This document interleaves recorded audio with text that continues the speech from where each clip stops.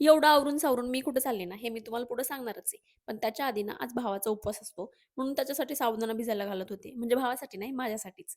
आता माझा जरी उपवास असला ना, यांचा काही उपवास नव्हता. म्हणून ना मग यांच्यासाठी भेंडीची भाजी बनवली होती.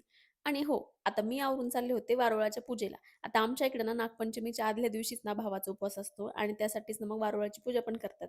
आता प्रत्येक वर्षी ना, पूजा करायला मी एकटीच असते, म्हणून मग फोटो व्हिडिओच्या मी काही नादी लागत नाही. पण यावेळी मैत्रिणीसोबत होती, म्हणून ना, मग ते आमचं फोटो सेशन चालू होतं. त्यानंतर तुम्हाला वाटेल ना, आता हे मी काय करते? पण बऱ्याच जणांना ह्या गोष्टी माहिती आहे. वारुळाला गेलं ना, की तिथे ना गेल्यावरती दोरा पिवळा करतात आणि असं लहान पोरांच्या गळ्यात घालतात. आता मी लहान होते ना, तेव्हा माझी आजी माझ्या गळ्यात घालायची आणि त्यानंतर ना आमचा दादू बघा किती छान हसतोय आणि पाया पण पडलाय. पण यांचं काय आज बाप्पा करण्यावर लक्ष नव्हतं. यांना फक्त खेळायचं होतं आणि ती आपलं खेळायच्या नादातच होती. त्यानंतर घरी आलो आणि आमच्याकडे ना घरी आल्यावर पण ना ही लहान पोरांसाठी अशी पूजा केली जाते. याला जिवतीची पूजा असं म्हणतात. तर ह्या गोष्टी ना मला इतक्यातच माहीत व्हायला लागल्यात. मला काही आधी माहीत नव्हतं.